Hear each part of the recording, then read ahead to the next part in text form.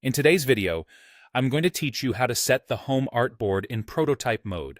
Whether you're a seasoned designer or a newcomer to the world of digital design, navigating prototype mode efficiently is crucial to streamlining your workflow and ensuring a smooth user experience for your audience. Now, let's dive in. First, you'll want to switch to prototype mode. Make sure you have your project open, and if you're not already in prototype mode, you can find this option typically in the upper right corner of your design interface. Switching to this mode enables you to create interactions and flow within your design, which is vital when you're preparing for a preview or a presentation. Once you're in prototype mode, it's time to choose your starting point. Here's where you select the artboard you want as your starting screen. On your chosen artboard, look for a little home icon located at the top left corner. Clicking this home icon is key. When it turns blue, it indicates that this artboard is now set as the home of your flow.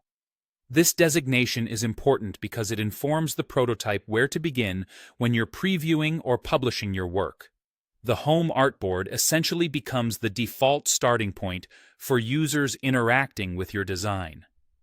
When you preview or publish your project, the prototype will automatically begin from this home artboard. This behavior guarantees consistency every time the prototype is viewed, allowing for a seamless start to your designed experience.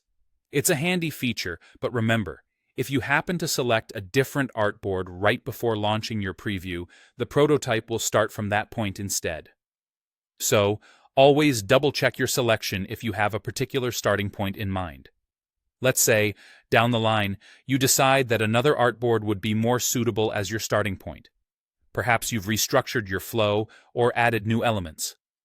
Changing the home artboard is as simple as finding the home icon on your new desired starting artboard and clicking it. This action will immediately switch your start point, adjusting the flow of your prototype aptly. Understanding and setting your home artboard effectively can significantly enhance your design process, making your presentations or usability tests smoother and more professional. Whether you're prepping your project for stakeholders or showcasing to your team, having a designated start point ensures clarity and focus. And that's all there is to it. Remember, being deliberate about your prototype's flow helps create a coherent and engaging user experience. Have fun exploring prototype mode and let your creativity lead the way. Thank you for watching, and I hope this walkthrough helps you create phenomenal prototypes with ease.